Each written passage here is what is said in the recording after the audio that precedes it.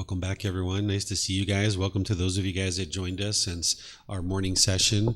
This afternoon, what I'm going to be doing is sharing with you guys Buddhist chanting in the Pali language. This is something that you'll find when you go into a Buddhist community that they might be chanting. And I'm going to explain to you what this is and why it's been used over history, and then how to actually do it. And then ultimately, we'll put it together with some meditation towards the end of our session this afternoon. You guys might decide that you'd like the laminated sheet over there on the table. It has the Buddhist chants on there that we do, and these are what I'm going to teach you guys, so you guys might decide to get one of those to have in front of you. I'm going to be also displaying it on our screen here, so you'll be able to see it there as well, but it'll help you if you have that laminated sheet in front of you. What you're going to see is the 3 chants that we end up doing as part of our class, and you'll see the English translations as well. For those of you guys that are online and joining us, you can find this daily chanting sheet if you go to our website. If you go to buddhadailywisdom.com, from there you click on free books, and then you scroll down and you'll be able to see the chants that I'm going to be using for our class. So welcome back to all of you guys. Welcome to those of you guys that are joining us for the first time.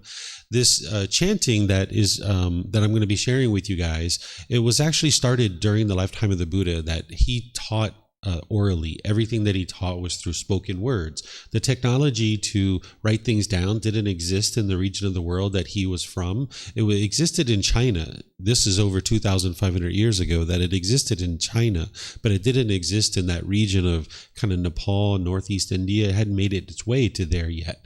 And the language that he spoke, it didn't even have a script. So they had no reason for a script. So they didn't even invent a script because there was no reason for one, because the technology didn't exist to write things down. So everything was oral, and you would need to be physically with the Buddha in order to learn his teachings. And then every 2 weeks, people would recite his teachings word for word for word for word. This is where chanting came from, as a way to commit the teachings to memory. And if you didn't recite the teachings, you wouldn't be able to commit them to memory. So nowadays we have books, we have videos and podcasts and audiobooks and all kinds of ways to preserve the teachings and be able to recall them. So you don't need to chant in order to commit the teachings to memory. But if you would like to chant, the reason why it actually is helpful for you is that it helps you to get more benefit out of the meditation itself. I'm going to share with you guys all these different reasons of why I choose to chant, and then I'll invite you guys to learn chanting, and then you can practice it if you like and see if you like it. The main reason why I'm chanting is that when you look at the teachings of the Buddha and he describes what to do in order to meditate, he talks about setting up mindfulness in front of you before you meditate. You'll see this in his own words. What mindfulness is awareness of mind, that you're going to need to have some awareness of mind as you ease into meditation. In other words, you wouldn't just plop down into meditation and start meditating, but instead you would like to bring some kind of general awareness of the mind as you ease into meditation. So for me, I do chanting because when you're chanting, it kind of creates some awareness of the mind, awareness of the breath, so that you can ease into meditation and get more benefit out of the meditation itself. It produces this awareness of mind, this concentration, this memory, because in order to meditate, you're going to have to develop your memory. The mind is essentially like the muscle, that if you worked out in the gym and you lifted weights each day, that muscle is going to become stronger and stronger.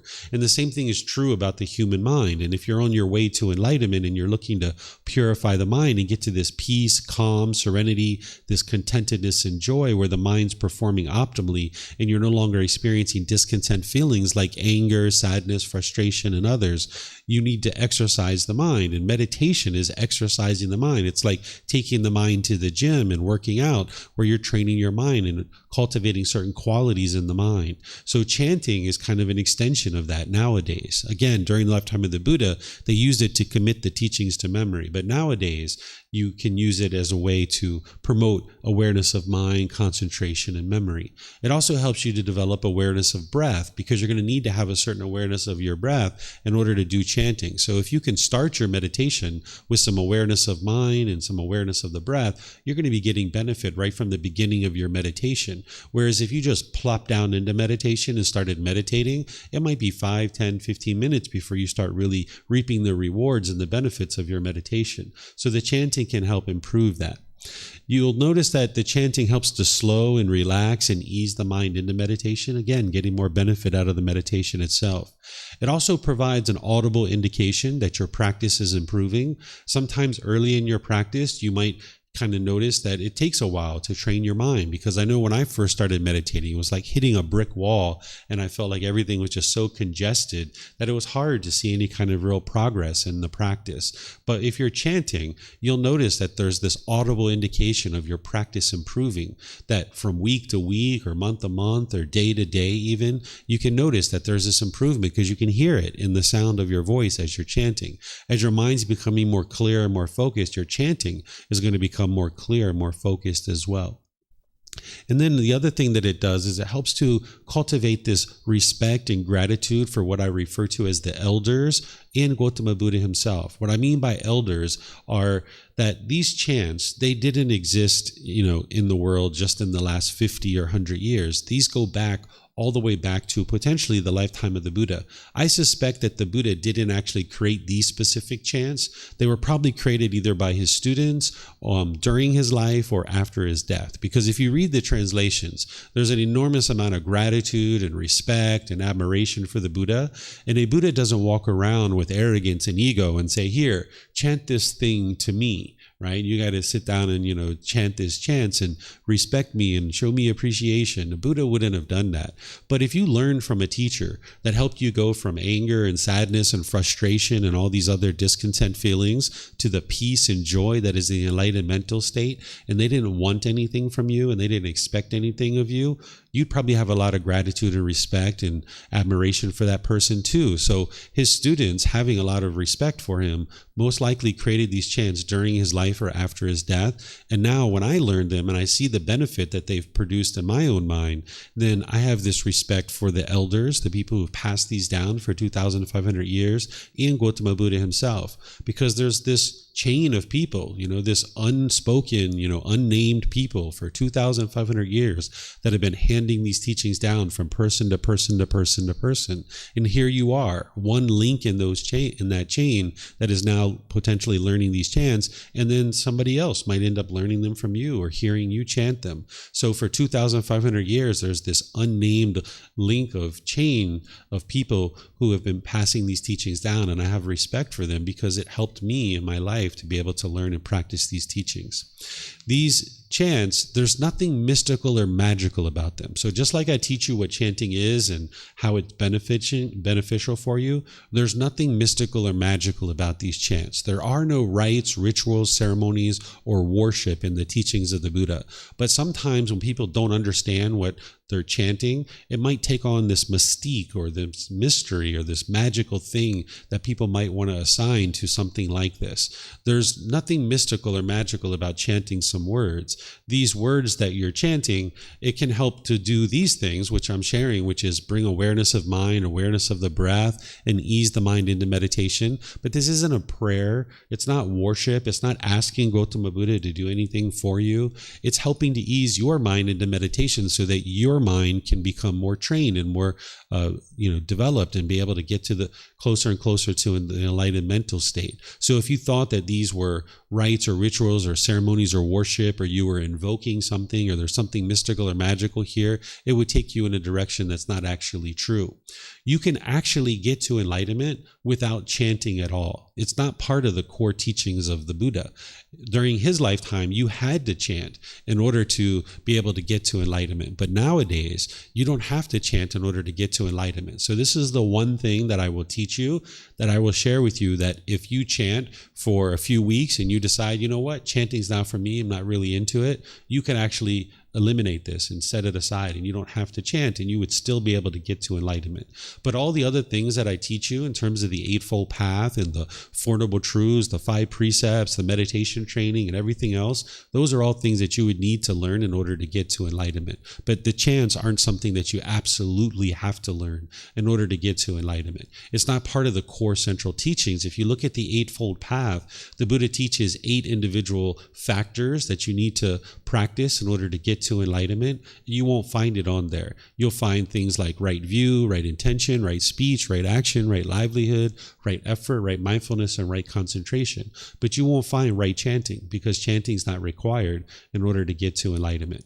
The way that the unenlightened mind works is that whenever you try something for the first time, you will typically reject it, because the mind doesn't like change. It doesn't like impermanence. It doesn't like when things are changing. So whenever you learn something new like this, the first time you try it, the mind might be like, I don't really like it. It kind of wants to stay complacent. It doesn't want to apply the effort and energy to do something. So what I encourage you to do when you're learning this and anything else in your life, whether it's being an electrician or a construction worker or a taxi driver or whatever it is work with it. Try to do that particular thing that your mind is learning, and do it for a period of time and see how it affects your mind. The first time you try it, you may not like something, but after you do it a few times, maybe a week or 2 or 3, you might notice like, wow, this really does help me get more benefit out of my meditation. So I would recommend for you to learn these and try them and work with them for a few weeks, and then make your decision of whether you're going to make it a part of your practice or not. But initially, when you first try something, your mind will typically reject it because it's craving permanence and it doesn't like change. So I'm going to walk you through teaching all these chants. There's 3 of them here, and I'm going to help you to understand how to chant them, and we'll go through it as a class, and we'll do it together as a class. Just a little bit of background on Pali chanting is that this language of Pali, it's the original language of the teachings of the Buddha. For a long time, we thought that the Buddha spoke in Pali, but there's been recent discoveries in the last 10 years or so that indicates that he probably didn't actually speak in Pali, but he spoke in a language prior to Pali. But in the Theravada tradition, which this particular teachings are the Theravada tradition, which is considered to be the closest teachings to the lifetime of the Buddha, you'll find the Pali canon as the focal point, whether it's Sri Lanka or Myanmar or Laos or Cambodia or Thailand. You'll find maybe even in southern Vietnam that they're practicing Theravada teachings of Buddhist teachings. And these have really spread all throughout the world. There's other traditions of what's considered to be Buddhist teachings, but there's all these things can't be actually the Buddhist teachings, because there was only one Buddha. There can't be 200 different flavors of Buddhism and all those things actually be the teachings of the Buddha. But in the Theravada tradition, whether you're in Sri Lanka, Myanmar, Cambodia, Laos, Thailand, southern Vietnam, or anywhere in the world, even in North America, South America, Europe, as you travel, you'll find Theravada temples, and they're all chanting in the Pali language. So if you learn the Pali chanting, you can chant here in Thailand, but you can also go to Sri Lanka, you can also go to North America or Europe or anywhere else in the world, and you can go to a temple you've never been to in your entire life, and you can go in and chant with those people because they're all chanting through the Pali language. Now, the dialect will be a little bit different from Sri Lanka versus Thailand or something like this, but nonetheless, you can actually chant along with those people. So this is kind of one of the unifying things about the Theravada tradition, is that we all chant in the Pali language. Whereas if you learn Mahayana tradition, which you're welcome to do that if you like, but if you did, and you did learn this in China, you would need to first learn Chinese, and then you would be able to chant in a Mahayana temple in China. Or if you learned the Mahayana tradition in Vietnam, for example, you would need to first learn Vietnamese, and then you could chant in those particular temples. But the way that this particular chanting works is it's a unification where everybody can chant together who's chanting Pali. And these 3 chants that I'm going to teach you, if you go to a Buddhist community in the Theravada tradition, they will tend to start their events with these chants. So if you go to any kind of event, you'll notice that they start off with these chants at the very beginning. So let me see if you guys have any questions on anything before I share with you the actual chants and teach these to you. So here at the temple, if you guys would like to ask questions, if you could use the microphones like we did this morning so that the people online could hear you. And for those of you guys in Facebook, YouTube, or Zoom, you can put your question in the comment section, or in Zoom, you can raise your hand electronically and ask questions that you like. So do you guys have any questions here or any online? Let me see if we have any questions online.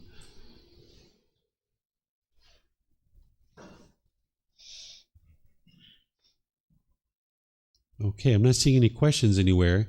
So what I'm going to do then is I'm going to go forward and teach you guys the 3 chants. This first one that I'm going to teach you, it's referred to as the triple gem or the triple jewel. What this refers to are the 3 things that you need in order to get to enlightenment. You're going to need to have confidence in the Buddha, access to his teachings, and you're going to need to be part of a community. This is called the triple gem or the triple jewel. Because if you just had one of these things, or even if you just had 2 of these things, you wouldn't actually be able to get to enlightenment. And right now, you may not have confidence in the Buddha. That's understandable. People have doubt in their mind. And the way that you eliminate that is through investigating his teachings and examining his teachings. The more you investigate his teachings, you'll be able to see the truth by independently reflecting on those teachings and then practicing them and integrating them into your life and seeing the peace and the joy that comes into the mind. There's nothing in the teachings of the Buddha that is about belief. So you can develop this confidence in the Buddha through gaining access to his teachings and studying those and investigating those.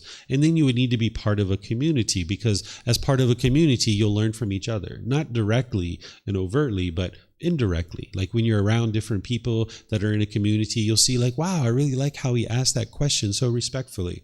Or I really like how she practiced generosity and maybe did some cleaning at the temple. Maybe I'll try to do some of those things. So you'll see certain wholesome qualities in people's minds in a community of practitioners, and this will help you to develop your practice and get closer to enlightenment. So if you just had confidence in the Buddha, but you didn't have access to his teachings and you weren't part of a community, you wouldn't be able to get to enlightenment. Or if you just had access to his teachings, but you didn't have confidence in him and you weren't part of a community, you wouldn't be able to get to enlightenment. Or if you were just part of a community and you didn't have confidence in the Buddha and you didn't have access to his teachings, you wouldn't be able to get to enlightenment. So you need all 3 of these things. So whenever you see 3 in the Buddha's teachings, it's referring to the Buddha, the teachings, and the community. And in Pali, they will say Buddha, Dhamma, Sangha. You might have heard this before. Okay, so this is the triple gem or the triple jewel. So the way I'm going to teach this to you is I'm going to first chant it myself so that you guys can hear what it sounds like. Then I'm going to chant it again, and I'm going to show you guys where the breath is and kind of guiding you in the breath. Then we'll chant it a 3rd time with all of us together, and then I'll be guiding you through the chant. And then we'll chant it a 4th time where I won't be guiding you at all, and we'll just all of us be chanting together. Okay, so here's how this one sounds when you chant it on your own. Arahang Samma Sambuddho Mahakawa Bhutang Mahakavanang Apivateyami Savakato Mahakavata Dhammo Dhammang Namasami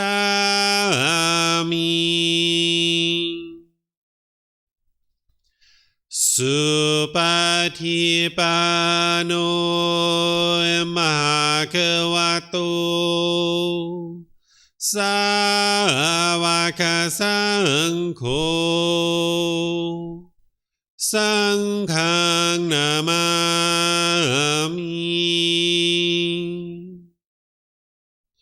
Okay, so this is the first chant. And you might have noticed that I kind of bowed at the end of each phrase. This is kind of common. It's not something you're required to do. Anything about your practice, it's your practice. It's your life. It's your decisions. You're not required to do anything.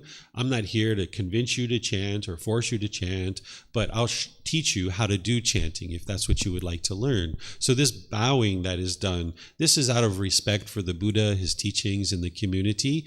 And oftentimes when you're in a Buddhist community, they'll be actually bowing to the floor, because typically there's monks in the front or there's statues of the Buddha in the front, and they'll be bowing to the floor. This isn't something that I teach. I don't teach students to bow to me, but you might notice this when you're in a community of people. Typically what I do is just by sitting here, I will raise my hands up and kind of show respect to the Buddha, the teachings, and the community by kind of whying, right? So this is something you can do. You're not required to do, but you'll notice that at the end of each phrase. Okay, so now what I'm going to do is I'm going to go through it and I'm going to show you where the breath is. You're not required to take a breath here, but it's just kind of a natural pause that you can learn about taking a breath here. And so I'll show you where this is if you would like to take a breath at this point. So what you do is you kind of bring your hands together in a palm-like position. You take this nice deep breath and you go, Arahang Samma Sambuddho Bhagava. And then there's this breath here. Bhutang Bhagavanang Apivateyami. And then as you're bowing, you're taking a nice deep breath. Sawakato Bhagavata Dhammo. Take a little breath here. Dhammang Namasami. Again, a deep breath here. Supatipano Bhagavato. Little breath here. Savaka Sangho. Little breath here. Sanghang Namami. And then you're taking a nice deep breath as you're bowing, and then you move into the next chant from there. Okay, so now we'll go through it the third time where all of us will chant together, and then I'll guide you and I'll show you where the breath is. Okay, this will be the third time through.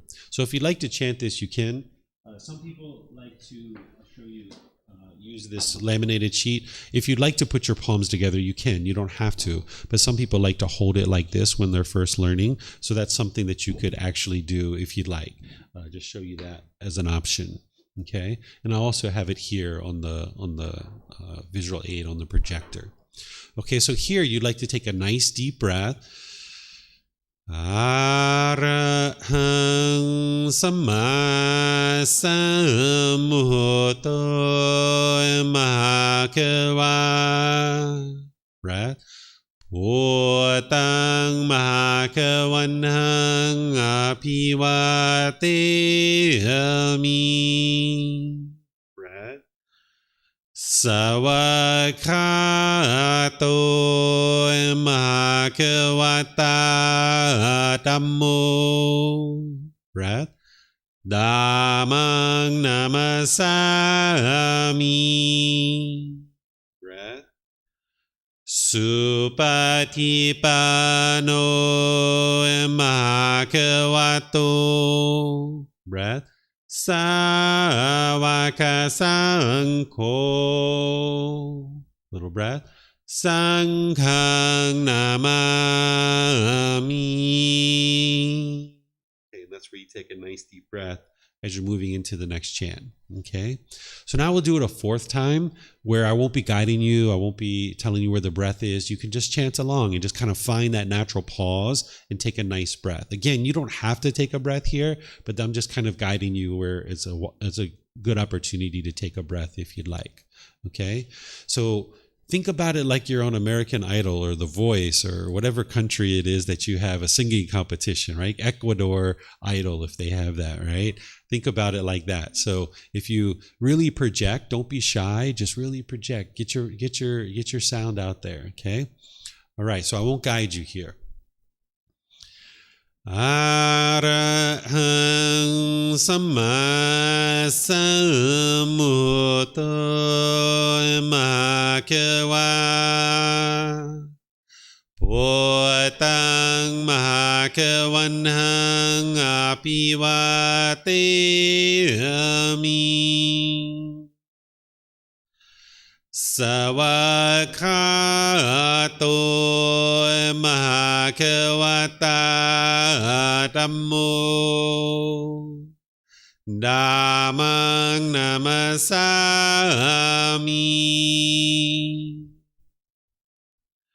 Supatipano Bhagavato. Savaka Sangho. Sanghang Namami.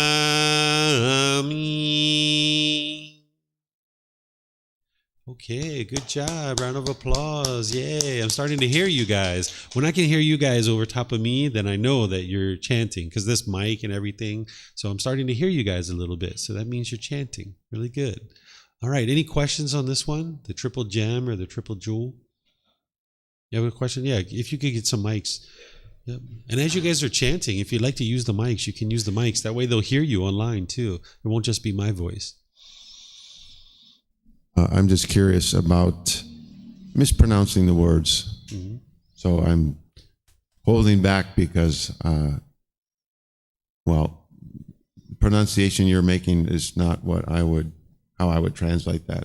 Okay, so this English here is representing the Pali, and what I've done is I've written it out in a way that I think that I'm chanting it. But over the years, especially since using the microphone, I've realized that I've adjusted a little bit because some of the I don't do that as strongly. So here, let me just put the mic to the side. The way you pronounce this is Arahang Samma Sambuddho Bhagava. Sometimes people have trouble with that one. They said it sounds more like an M when I'm chanting it, but it sounded like an M, yes. What's that? Sounds like an M when you're chanting. Yeah, I think I've softened it up a bit since I started using the mic, which I just started using this about a year ago. So it's Bhagava. That's the way it should sound. Okay. Yeah. So I should follow how it's written here. Yeah. Okay. I wrote it out here the way that I chant it before I ever started using microphones and all that stuff. Okay. It's not going to offend somebody if we mispronounce something. If somebody gets offended, you're not causing that. Or the wrong. That's their own mind. Wrong intonation or the wrong melody, or not that important. If there's a teacher who's teaching you and guiding you, they should be patient and understanding and supportive and encouraging. If somebody gets offended by your chanting, you're not causing that, right? You're a work in progress. So somebody else is causing their mind. If they're craving for you to chant in a certain way, they can get upset, but you're not causing that upset. They're causing it themselves.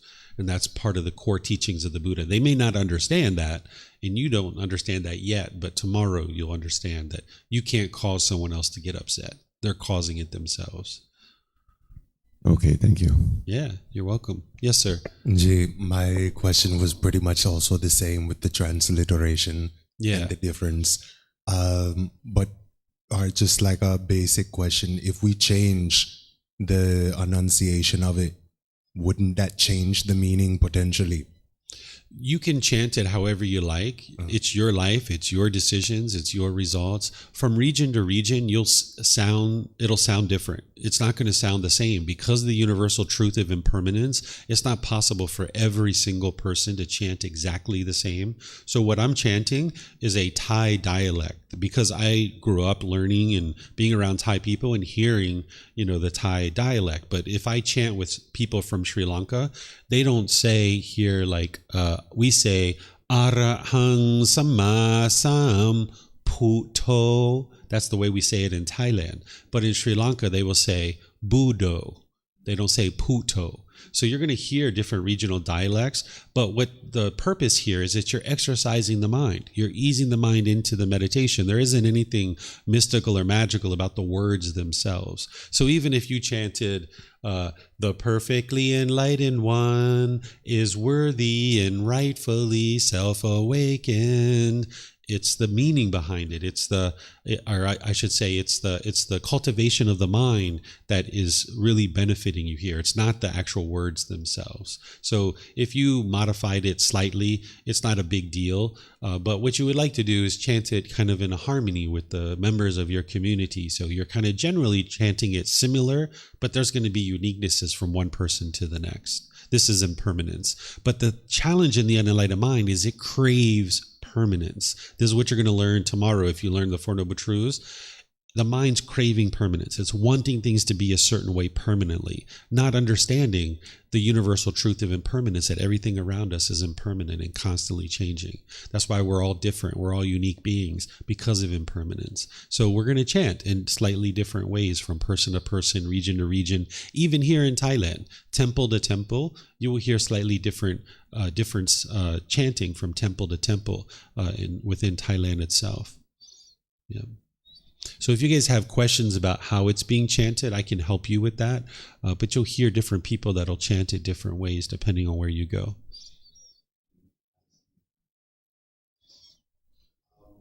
Is there like tone markings, like even as the tone instructed the language? Yeah, I used to put tone markers in here, but I took them out so that people can listen to it and kind of hear. So there are rising sounds and sinking sounds, and you can kind of gain that by the more you hear it. So if you're coming to class each morning and each afternoon, we're going to be doing chanting and meditation together. You're going to hear us all chanting it together 4 times per day, because we do it once going into meditation and we do it once coming out of meditation. So over the course of 5 days, and then any other time you might join classes with me, you'll hear me chanting this. And then you can also practice this on your own. There are times when I would go into the place where I would meditate and I would kind of just work on chanting. I would go in and I would chant this particular chant 3 times. Then I would chant the next one 3 times and the next one 3 times. And then I would just leave. So after like 10 minutes, I would just practice chanting throughout my day. And then I got used to chanting, regularly. So just like meditation, you're going to need to develop that as a practice. If you would like to develop this, you're going to need to develop as a standalone practice. And that's why I shared with you the benefits and the why of why somebody might chant, so that then you might decide to put some effort and energy into developing your practice. So you're going to need to be around a community in order to learn and grow and develop and hear it, so that you can regularly develop it. But then you're going to need to do it on your own as well. Yeah, you're welcome. Okay, I don't see any questions online either. So let's go to the next chant. I refer to this one as the Namo Tassa. I'm sure there's an official name for it, but I refer to it as the Namo Tassa. This is the first chant that I learned. This is the first one. Like if you're a little baby in Thailand, if you have a little Thai child, usually as soon as they start mouthing a few words, around a year and a half, 2 years old, they'll start teaching them this chant. So if after you learn all 3 chants, if you're like, whoa, that's a lot, you might decide to just learn this one, because the syllables in this one show up in some of the other chants. So you might work on this one for a couple of weeks, and then when you get really good at this one, then start learning the others. Some people just learn all 3 right out of the bat, so you can do that too. So I'm going to do the same thing. We're going to go through it 4 times. Once by myself, showing you where the breath is, a 3rd time with all of us and I'll guide you, and then a 4th time where we'll just do it and I won't guide you. We'll just do it together. Okay, so this is the way this one sounds. Namo Tassa Bhagavato Arahato Samma Sambuddhassa. Namo Tassa Bhagavato Arahato Samma Sambuddhassa. Namo Tassa Bhagavato Arahato Samma Sambuddhassa. Okay, so this is just the same phrase repeated 3 times. You're repeating it over and over 3 times. So the way that the breath is here is it's Namo Tassa Bhagavato. There's a breath here. Arahato Samma Sambuddhassa. And then you take a deep breath at the end to now go into the next one. Namo Tassa Bhagavato. Breath. Arahato Samma Sambuddhassa. And then there's a deep breath here. Namo Tassa Bhagavato. Breath. Arahato Samma Sambuddhassa. Okay, so this is where the breaths are. Okay, a little bit of a rolling of a tongue there. It took me a really long time to get that. If you're familiar with speaking other languages, you might already have that, but there's a little bit of a rolling tongue there. That ara, ra, it's like a vibrating tongue, right? So you can work that in and kind of start learning how to do that. And if you speak some languages that have that kind of sound, you might already have that naturally. But this tongue didn't have that when I was first starting to learn these teachings. I had to build that into the training. Okay, so you guys ready to try it? Okay, so let's try it together, and I will guide you in the breath. Okay, so take a nice deep breath here at the beginning. Namo tassa bhagavato. Breath.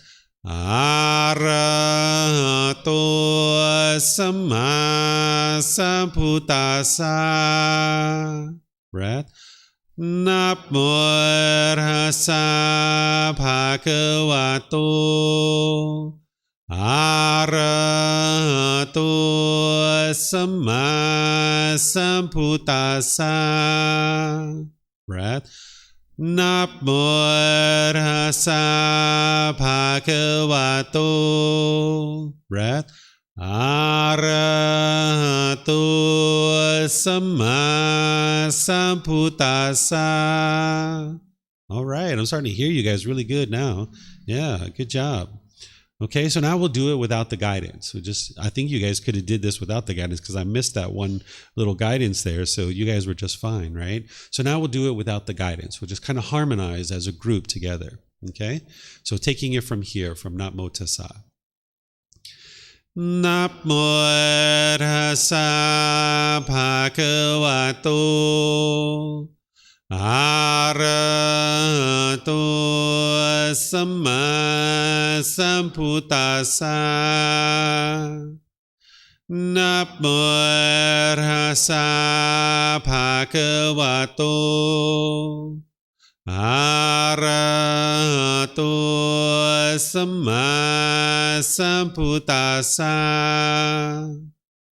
Namo tassa bhagavato arahato samma sambuddhassa. Yeah, that's sounding good. All right. Good job. You know, there's some temples in Thailand that they'll get together for like 10 days, a whole bunch of people, like 100 people at this temple and 50 people at this temple and, 25 people at this temple, and they'll practice their chanting for like 10 days. And then at the end of that, they'll all get together and they'll all chant together. So this is very common for a community of people to kind of practice their chanting together. You guys are sounding really good. So keep it up. Yeah, this is good. So any questions about this chant? Any questions on the pronunciation and kind of where to emphasize any particular syllable? Just the very beginning, that Namo Ta, I was slightly confused. The Namo Tassa? Yeah. So it's Namo Tassa Bhagavato. Yeah, Namo. Namo means I pay homage. That's what it means in or respect, right? This is what it means in Pali. You can actually probably start picking up some of the Pali words, like you learned about the arahant. You learned about that this morning. Yeah, arahato. This is how you would chant that. It means enlightened being, right? That's what arahant is. So you can kind of pick up some of the Pali as you're, not that you need to learn Pali in order to get to enlightenment, but it's kind of fun to kind of learn a little bit of it. Okay, all right, so no questions here. All right.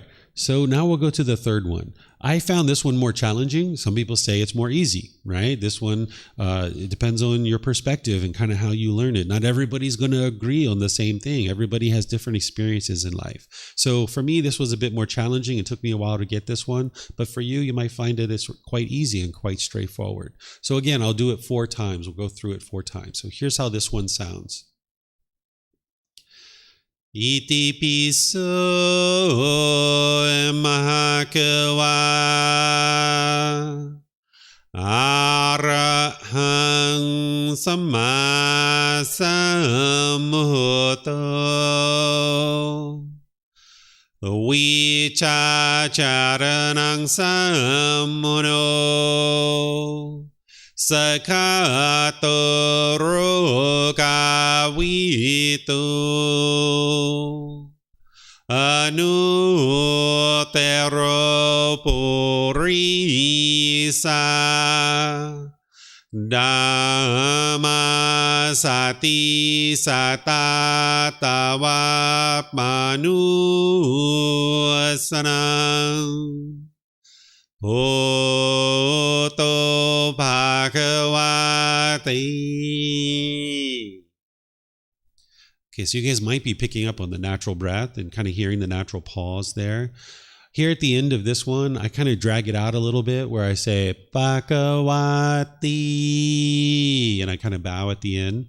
If you're around Thai people, some Thai people will kind of abbreviate it. They'll kind of say Bhagavati. They'll just kind of stop, kind of like as a full stop, right? So you'll hear different things in different places wherever you learn chanting. Okay, so now I'll go through it and I'll show you guys where the breath is. Okay, so here, take a nice deep breath at the beginning, of course, and you would go Iti piso mahakawa. And then there's a breath here. Arahang samma sambuddho. And then there's a breath here. Vichacharanang sammuno. A breath here. Sakato rokavito. There's a big breath here. Anutero purisa. Breath here. Dhamma sati satatava manusanam. Breath here. Bhoto Bhagavati. Right? And that's kind of the ending there. Okay, and then from there, you would just slip into whatever meditation position. If it's seated, you just slip into your seated meditation position and start meditating. And from there, you've got awareness of the mind, you've got awareness of the breath, and you can just ease right into meditation. Okay? All right, so now let's do it as a group, and I'll guide you in the breath. Okay, this will be our third time through. So nice deep breath here at the beginning. Iti piso mahakawa. Breath. Arahang samma sambuddho. Breath. Vichacharanang sammuno.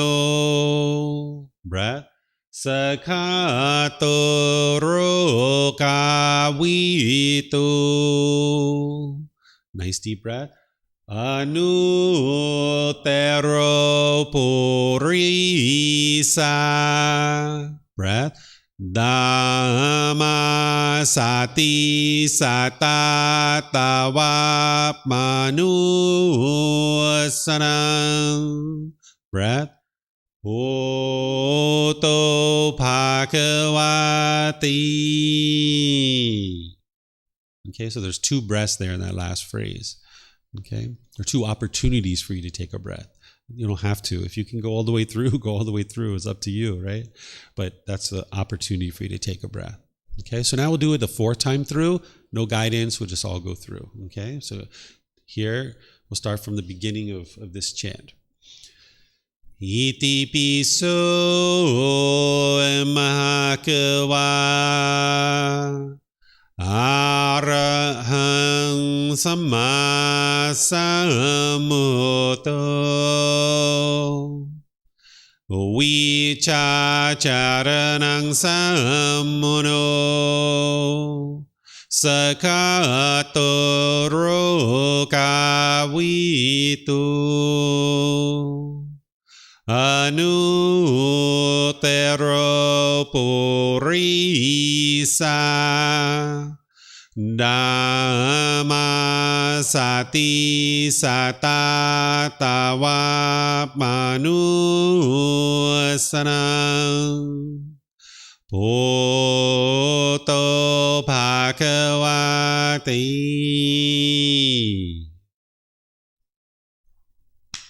Good job. These are the three chants. Any questions on this one? No questions? Okay, I'm not seeing any questions online either. So here's what I suggest we do. Why don't we go through all three from the very beginning? Walk all the way through. I won't guide you, I won't anything. Just the Arahang, the Namo Tassa, and then the Iti Piso. You guys game? No recording. It's being recorded. At least this mic is. I don't know if your mic's on or not, but you're welcome to turn it on. Yeah. Not yet. Yeah. Up to you. If you'd like to join along, I'll start from the very beginning, and I won't guide you. We'll just go through and just try to harmonize together as a group, okay? Let's see. Take it all the way back to the beginning, all right? So no guidance, no nothing. Arahang Samma Sambuddho Mahakawa Hotang Mahakawanang Apiwateyami Savakato Mahakawata Dhammo Dhammang Namasami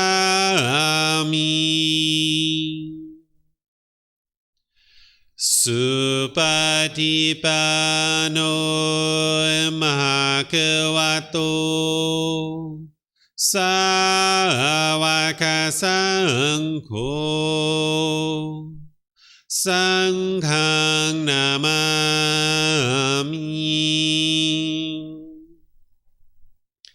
Namo Tassa Bhagavato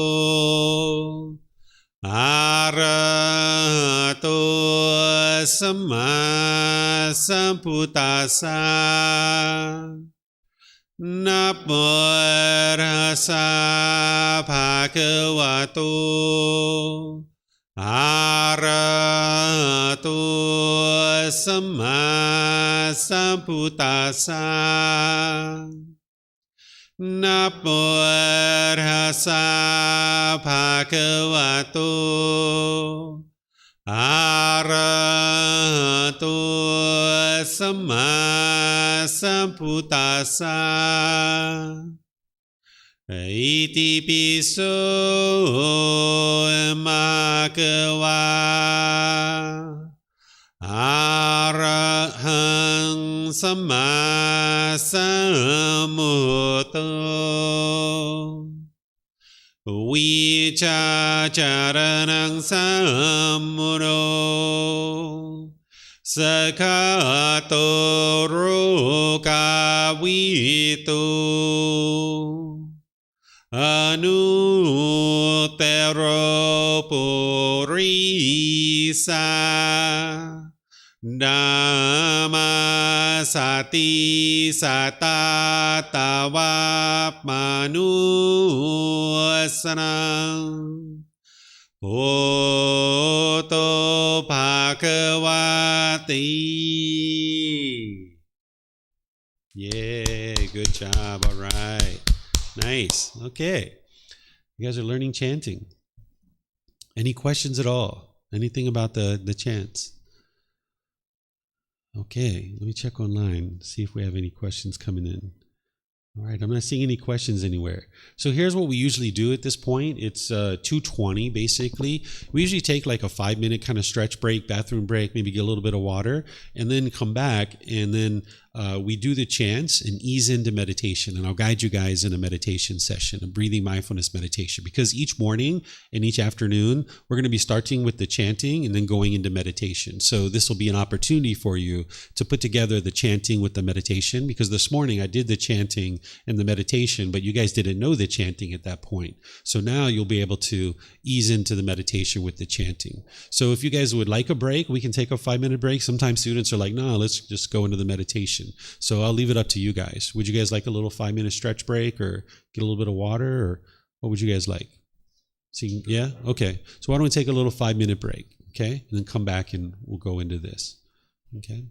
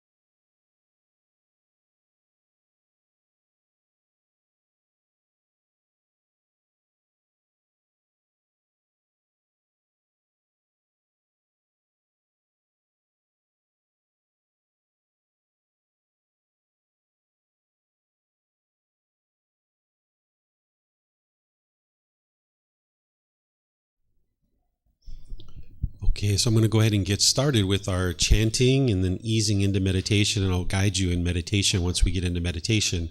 But then there's going to be a period of time where it'll just be quiet. We're just meditating together, but then we'll come out of the meditation with chanting. You'll see how it works where we kind of ease in with the chanting, then I provide you about 5 minutes worth of guidance, but then it's kind of quiet for a period of time. We're just meditating. You're going to occasionally hear maybe a dog barking or a bird chirping or something like this, but these sounds are all impermanent, and you can bring your mind back to the breath and back to the breath and back to the breath. But then we'll come out with the chanting, so you can come in with the chanting toward at the end when you hear me start up with the chanting. So make yourself comfortable, either seated, lying, standing, and then I'll teach you the walking on Wednesday. Okay? So all of us together, if you'd like, and then we'll just ease into meditation. Arahang Samma Sambuddho Mahakeva Bhutang Mahakavanang Apivateyami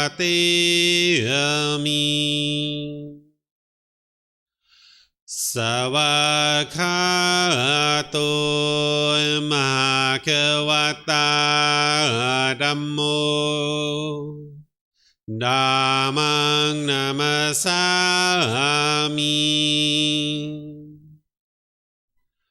Supatipano Mahakavato Sāvaka Saṅkho Saṅghang Namami Namo Tassa Bhagavato Arahato Samma Sambuddhassa Namo Tassa Bhagavato Arahato Samma Sambuddhassa Namo Tassa Bhagavato Arahato Samma Sambuddhassa Iti piso mahakava Arahang Samma Sambuddho Vicacaranang sammuno Sakato Rukavitu Anutero Purisa Dhamma Sati Satatawa Manusanang Bhutto Bhagavati.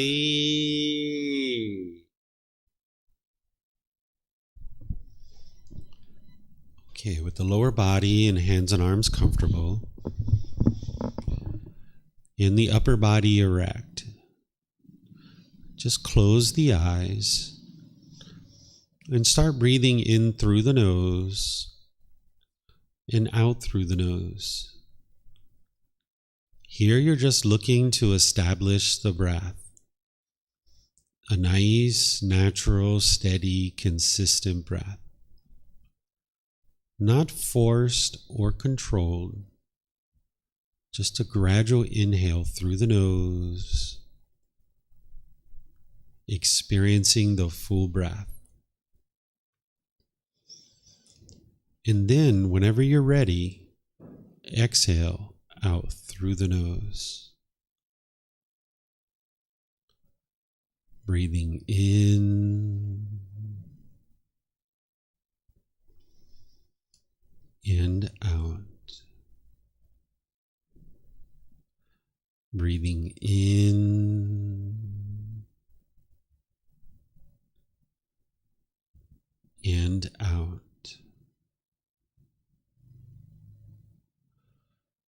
Your breath may not match up to the guidance that I'm providing, and that's okay. This is your practice. I'm just here for guidance.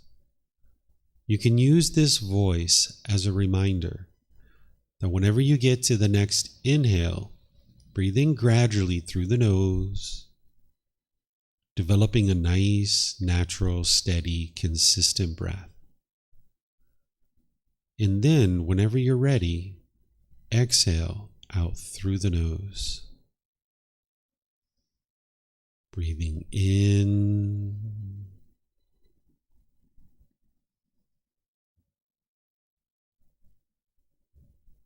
and out.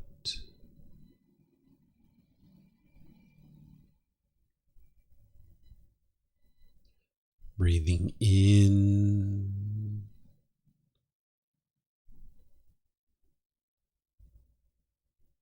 and out.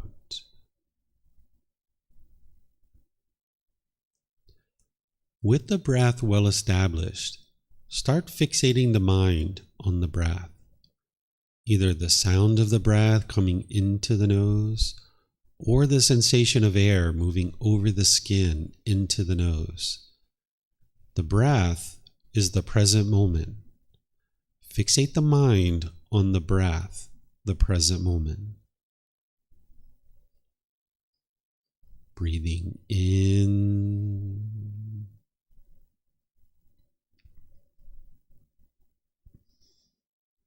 and out.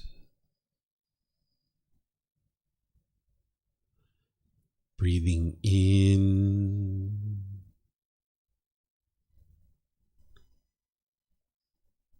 and out.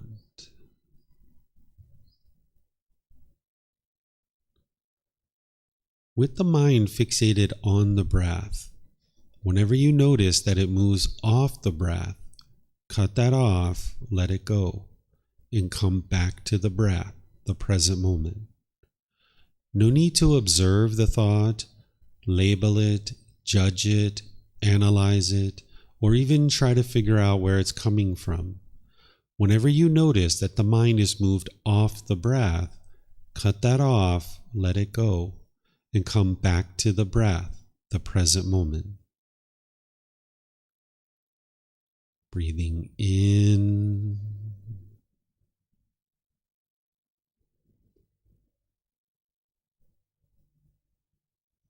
and out.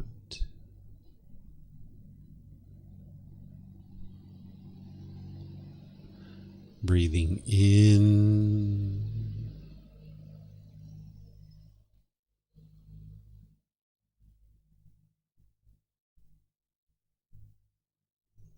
and out.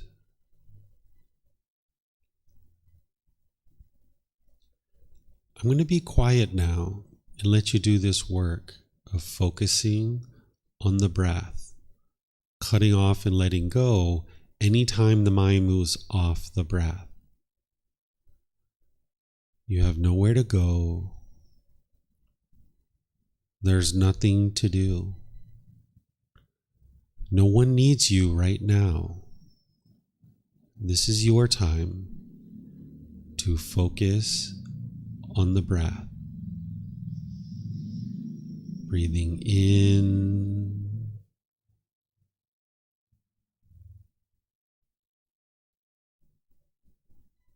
and out.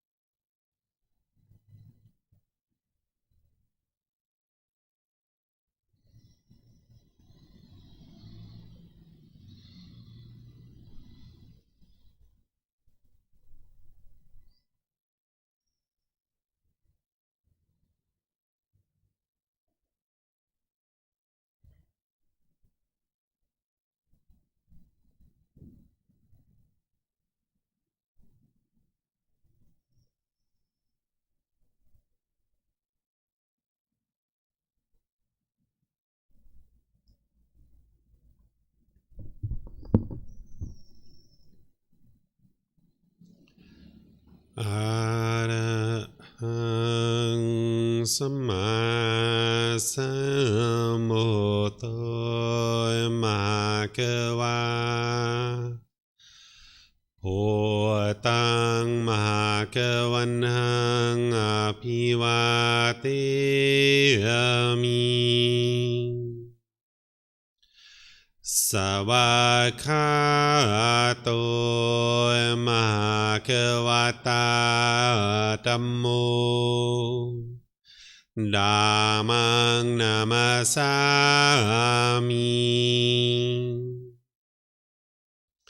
Supatipano Mahakavato Sāvaka Saṅkho Saṅghang Namami Namo Arhasa Bhagavato Arahato Samma Sambuddhassa Namo Arhasa Bhagavato Arahato Samma Sambuddhassa Namo Arhasa Bhagavato Arahato Samma Sambuddhassa Iti Piso Mahakava Arahang Samma Sambuddho Vicacaranang Sammuno Sakato Rokavito Anutero Purisa Dhamma Sati Satatawa Manusarang Bhoto Bhagavati.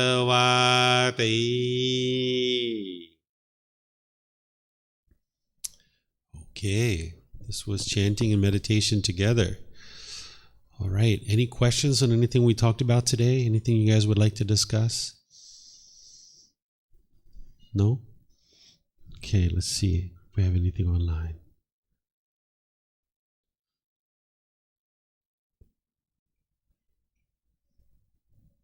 All right, I'm not seeing anything online either. Oh, you have a question? Yes, sir.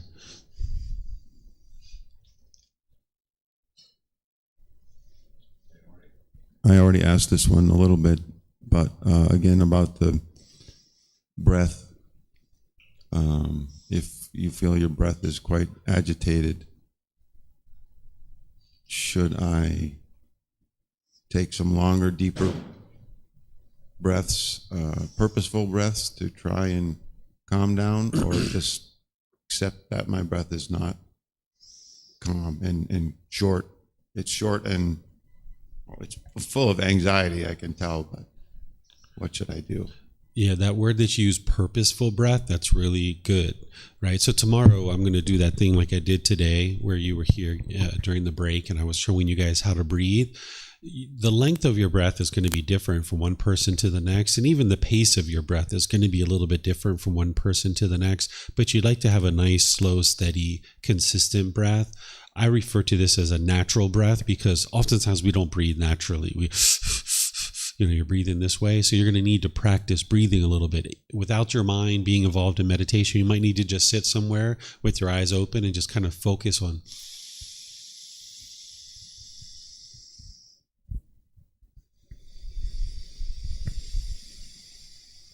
Just get used to that.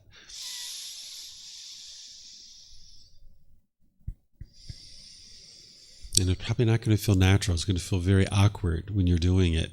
But you would like to get that to the point where it feels more and more natural. And that's what's going to help slow your mind down, because your mind is fixated to the breath. And now your breath is nice and gradual. So it took me probably a week or two just to kind of work on that and get that sorted out. And then start putting the mind together with that. So it's kind of like building a house. You got to have a nice foundation, and then the walls and the rafters.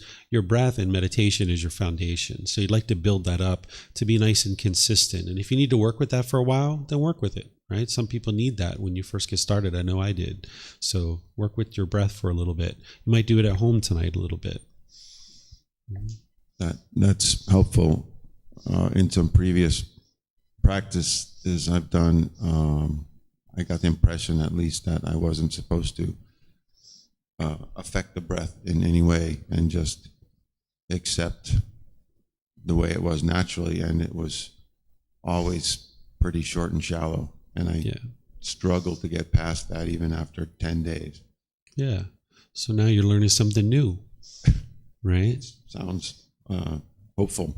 Which is going to help you, right? It's kind of like, well, would you like to keep doing the same things you've done in the past that have led to this overactive mind? Or would you like to try something new? The teachings of the Buddha, it's trying something new and experiencing new results, right? So yeah, do something new. And it'll feel a little bit awkward. It'll feel a little bit strange at first, but more and more it'll get really comfortable and just so joyful. You'd like to get to the point where in meditation, your mind is so peaceful that if you died in that moment, you'd be completely fine with that, right? You're not aspiring to die. You're not wanting to die, but you'd like to get to the point where your mind is let go and it's just so peaceful and so joyful that if you died in that moment, that'd be completely okay with you. And there's nothing in the world that you're holding on to. And that's where the peace and the joy comes in. And it starts with the breath. Thank you. Yeah, you're welcome. That's helpful. Yeah, you're very welcome. Okay, so what I'm going to do is just end class by thanking all of you guys for joining. Thank you for coming to the temple and deciding today is a day that you'd like to learn the teachings of the Buddha. Tomorrow, I'm going to be starting off with chanting and meditation, just like we did this morning. And then I'm going to be moving into teaching you the 3 universal truths, the 4 noble truths, and the entire Eightfold Path. That's what's going to be our entire morning. Using the original words of the Buddha. This is the path to enlightenment. When we talk about the path to enlightenment, it's this teaching. You wouldn't be able to get to enlightenment without this teaching. Even the Buddha says this himself. He says that without the Eightfold Path, you wouldn't be able to actually get to enlightenment. So it's going to take the entire morning to teach it to you, and you're going to need to hear it more than one time. But if tomorrow is the first time that you've learned it using the original words of the Buddha, then that'll be great for you. And we're going to take a break mid-morning. But then after lunch, we'll come back and I'm going to teach you breathing mindfulness meditation. We're doing breathing mindfulness meditation now, and I'm guiding you in a session, but I'm going to actually teach it to you tomorrow afternoon after our lunch break. Okay, so enjoy your day.